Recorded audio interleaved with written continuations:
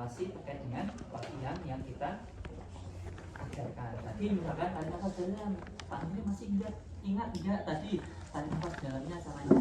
Itu caranya seperti apa? Tarik nafas 4 detik, ditahan 2 detik, dikeluarkan. Dikeluarkan melalui keluarkan.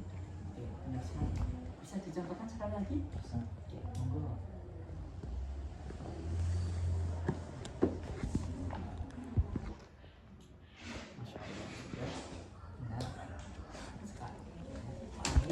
Bisa diulangi supaya yang mau marah itu apa sudah menjadi perilaku kita atau kebiasaan kita untuk tarik nafas dalam. Pak Andri mau latihan berapa kali sehari? 5 kali. 5 kali. Oke, jam berapa aja gitu? Kan juga pelatihan nafas dalam itu kan nggak perlu tempat dan sebagainya. Oke, jadi kita bisa kita catatan kasus. Kemudian kita RTL seperti biasa, ya. Validasi perasaan sudah, evaluasi sudah, kemudian rencana tindak lanjut. Ini biasanya topik, tempat, dan waktu. Ya. Pak Andri, bagaimana kalau besok kita itu belajar terkait dengan obat-obat yang diminum Pak Andri? Boleh? Mau jam berapa? Jam 7. Kalau jam 7 itu kan biasanya kita sudah ada kegiatan, gitu ya. Bagaimana? Kan biasanya selesainya sekitar jam 8 atau jam 9. Bagaimana kalau jam 9 saja? Jangan kita iyakan ya, karena kan kita harus tahu situasi kondisi di rumah sakit, gitu ya. Biasanya jam 7 itu makan, terus jalan-jalan dulu, terus nanti kegiatan senam atau sepak bola atau yang lainnya, gitu ya.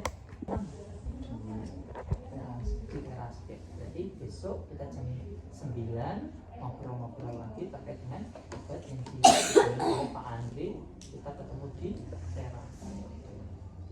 Oke, Pak Andri, sebelum saya kembali ke ruangan, Pak Andri juga mau istirahat.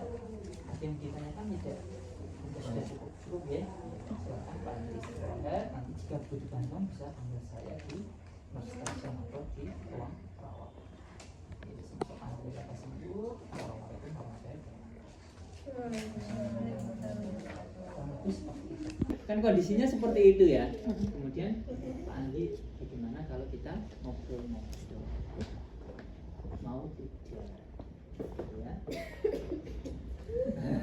Kalau tidak mau berarti kita jangan paksa-paksa. Kira-kira Pak Anggit nanti maunya kapan? Atau enggak kita tanya, kenapa Pak Anggit kok enggak mau ngobrol? Karena kalau kita itu udah HDR itu memang gitu, nggak mau ngobrol. Kita tanya alasannya kenapa kok nggak mau. Bingung kan? Malu misalnya.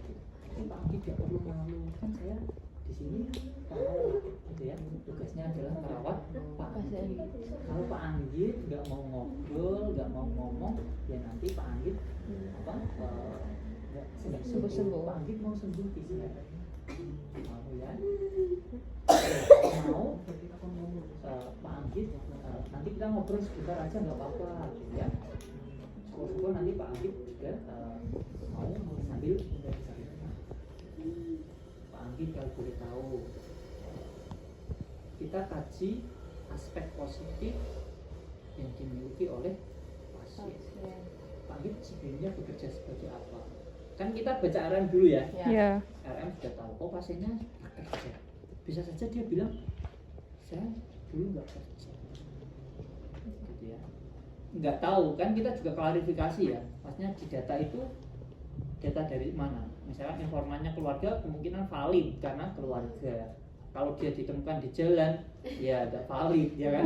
Pekerjaannya nggak tahu. Oke, misalkan tadi, oh dia bekerja apa?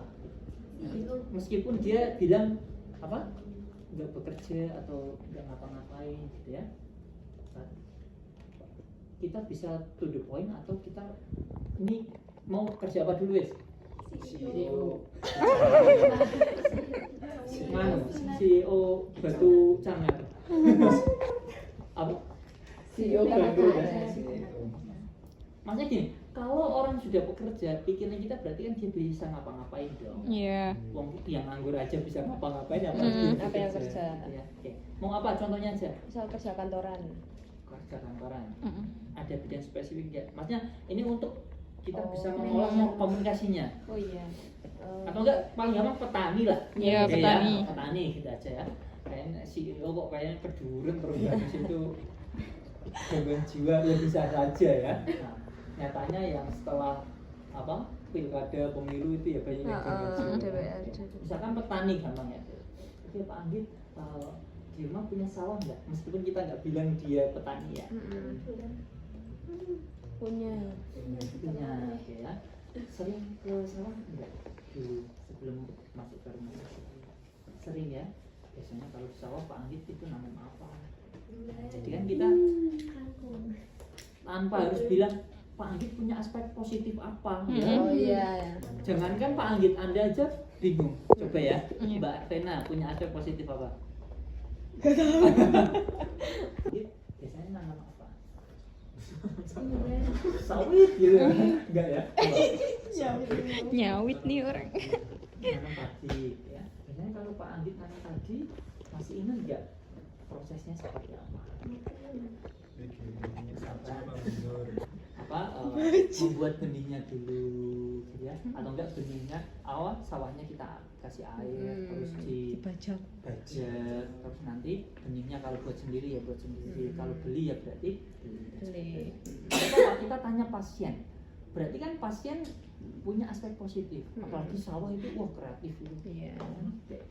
Biasanya nanam benih, terus apa lagi Pak Anggit? Biasanya kalau sudah ditanam diapain?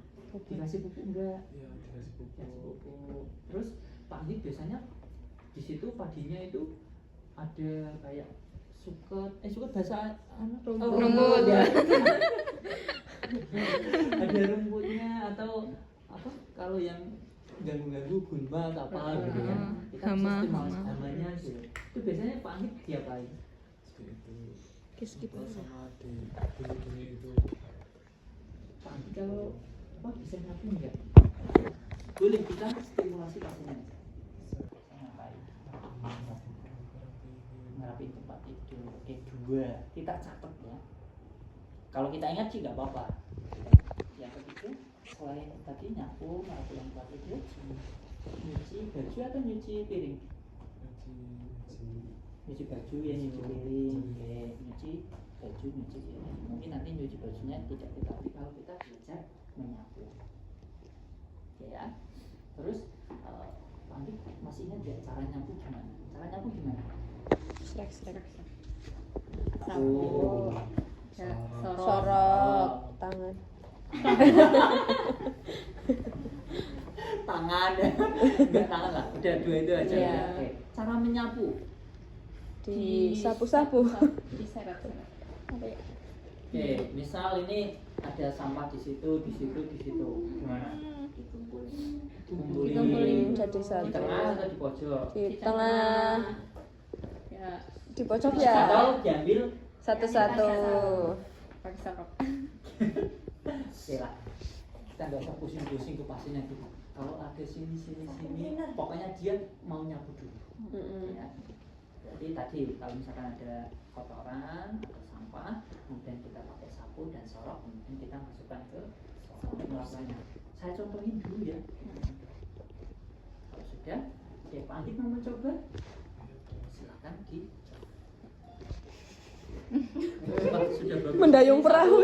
Ruangan sudah bersih, disapu semua, gitu ya. Oke, ya nggak apa-apa. Kita beri reinforcement, kita evaluasi, terus kalau tadi baru satu kita stimulasi. Pak Anggit biasanya kan kalau ruangannya sudah bersih disapu lebih bagus kalau di Di pel. Gimana kalau besok kita belajar Ngepel. gitu, jadi kita santai aja. Terus beberapa kegiatan. Iya. Gitu ya, jangan lupa dimasukkan ke jadwal.